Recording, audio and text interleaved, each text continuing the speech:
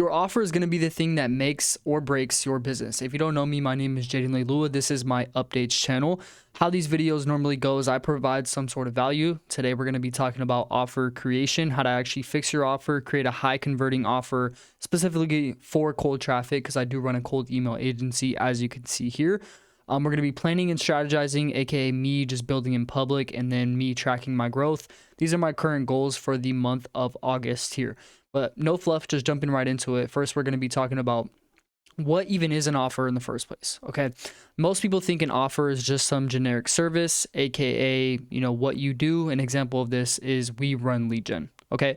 But what you have to realize is that an offer is what the prospect actually gets and what they end up with, right? So how do you actually fix this into a service, making your service into an offer? And an example of this would be 10 to 15 qualified discovery calls booked in your calendar every single month, or we work for free, aka a risk reversal. Okay. Something you have to realize is if you can't state what the buyer ends up with independent of what you actually do to get there, then you do not have an offer yet. Okay. So you have to think about it when you're traveling, for example, right? The last thing that you want to do is be on an airplane with a crying baby, or just like the entire traveling process, right? Going through TSA, dealing with all of that. And that's exactly what you do not want to sell the prospect. They don't care what you do to get them to the dream result. They just care about the dream result. And that's where most people mess up when it comes to offers. So there are actually 4 different, questions your offer must answer. The main one is going to be the outcome. Okay. What does the buyer end up with? And it has to be a state change, not a deliverable. A deliverable example would be, we fill your calendar with meetings. Okay. That's a deliverable. That's something that you do. But what is a state change? Okay. So how we would be able to turn this deliverable that I just mentioned into a state change is something called like the so that ladder, right? Basically, we do this for this, and it just keeps going down to the ladder until they get to the end result, dream outcome, which is, doubling their revenue. Okay. Now the mechanism, how does it actually work? Okay. Why does your approach produce the results when others haven't? For me specifically, the answer to this question for me is I do cold email. Everyone says cold email doesn't work. So my job is to basically explain the mechanism in why my approach produces results when they've tried cold email in the past and it doesn't work for them. Okay. So you have to kind of create a differentiator in the market, and explain kind of like why you're different. Okay. Now, lastly, this isn't needed, right? But especially if you're starting out, I would add a risk reversal. Okay. Basically, what happens if it doesn't work out? And it has to live inside the offer. Inherently, when you are first starting your agency, you have no case studies, you have no social proof. So a strong risk reversal or a guarantee will be able to help you still sign clients, just like it did for me when I didn't have any case studies. Okay. So using a risk reversal is a really good idea, especially if you're in the early stages. If you're later on, a strong case study is always going to be a risk reversal. And that's something that you have to keep in mind. And then lastly, is just the payment shape, right? How is value exchange? Is it a one-time payment? Is it a retainer payment? Is it a monthly payment? Is it a performance based? So if I book you, 5 meetings, each meeting would be, $250. That would be an example of a performance base. And then you could have hybrid, for example. So, you pay, for the infrastructure monthly, aka retainer. And then, we also charge $250 per book meeting. Okay. You get the point when it comes to how you actually take payment from them. Okay. So these are the 4 questions every offer has to answer. And if you even miss one of these or even leave it vague, the offer quickly starts to leak. Okay. Now there's actually 2 different offers when it comes to cold traffic specifically. There's demand capture and there's demand generation. Okay. I'll go through them quickly so you can actually understand. So demand generation is people who already have the problem and they're actively looking for a solution. This is around probably 3% of the market. Right? You're trying to capture the demand of something. And it's just like, for example, like a staffing and recruiting firm that are feeling the pain, or a company that is actively hiring, right? Who would be reaching out to them? they feel the pain of hiring. So a staffing and recruiting firm can pick them up, and that's only around like 3% of the market. Really just depends on your market, but that's something that you do have to keep in mind. Your job is basically to figure out if your offer is demand capture or demand generation. Okay. Your job is basically to be the most credible option, right? Like, why should I choose you over, this other person that's emailing me? And then the volume on this, you can really send out low volume and you have like a high conversion rate. And then the copy is just direct, straight to the point, and it's kind of like problem/solution. Okay.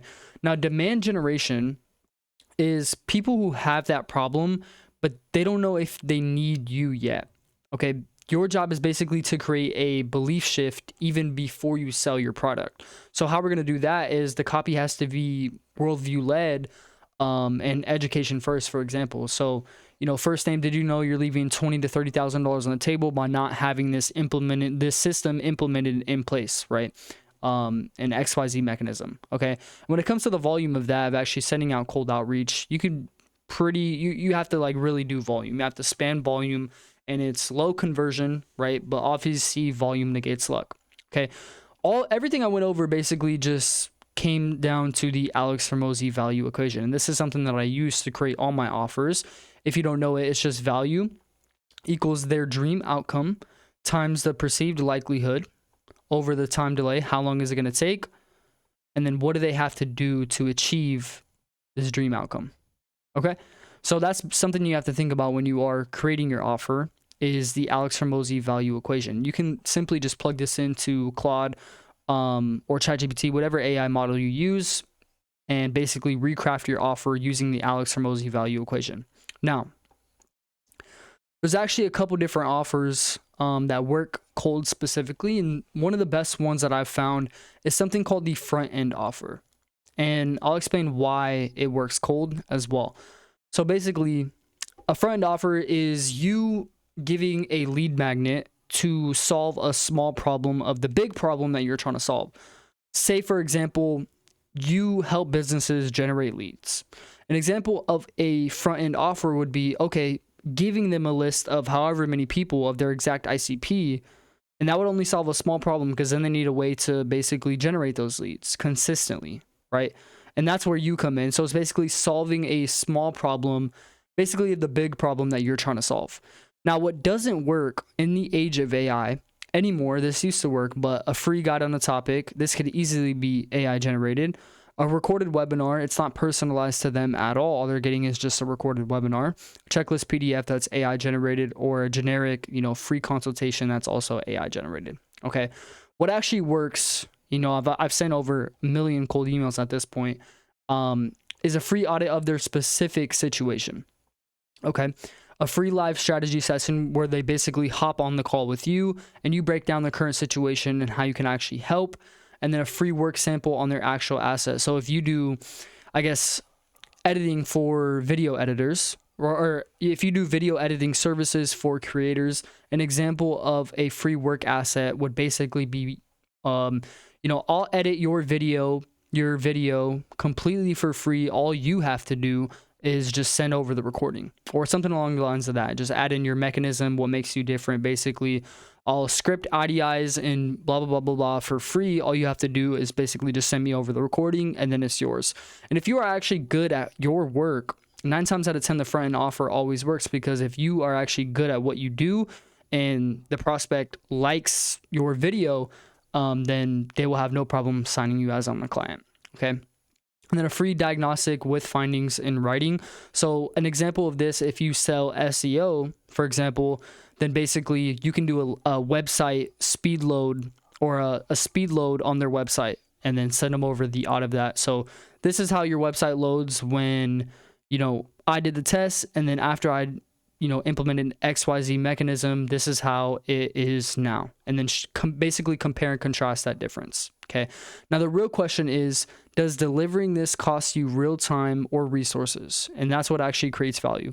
Now, something you have to realize in the age of AI, it is so easy to generate these things with AI, right? And if something costs you real time and real resources to do, the prospect can tell on their end, like, wow, they really took the time out of their day to do this for me completely for free. And that's what creates the value. a simple prompt that you put in the ChatGPT, you know, generate this person a audit of their situation, you send it over to them, they can obviously tell that you did not spend your time on that. And this is why this is something I talk about as well that's been working really well. It's called the Loom video strategy. Okay. And basically, this is super simple strategy, honestly. And the copy could just be direct too. It just leads straight with the offer. So it'll be something like this. It'll be, let's zoom in so you guys could see, you know, first name. I put together a video showing how you can fix XYZ problem. Can I send it over? And that's literally the entire copy. That's literally the entire copy. So let's say video editing, for example. Okay, first name, I'll put together a video, a quick video showing how you can fix your CTR problem. Can I send it over? And then basically you just record yourself doing a Loom. That is basically the free audit. And that is the Loom video strategy. This consistently generates me hundreds of meetings every single month. Now, it does cost real time, right? I have to sit there for every single prospect that replies and make a Loom video auditing their situation, but it will impact you, especially if you are in the early stages. Okay. Now, so now we're going to be talking about, you know, planning and strategizing what I'm doing to actually grow my accounts. So if you look over here, the YouTube tab, so this is my YouTube growth currently. As you can see here, I am at 100 and, oh, you guys can't see that. 1 second. I am currently at 192 subscribers. So I believe I gained almost about 7, I want to say. The video we just posted is at 198 views. And then we can look at my studio here. This video that I just posted has actually been the best performing one. And if you want to subscribe to this channel, I'm dropping weekly cold email tips and basically just showing how you can print leads from specifically cold outreach. So this video is at 209 views right now. I'm at 192 subscribers.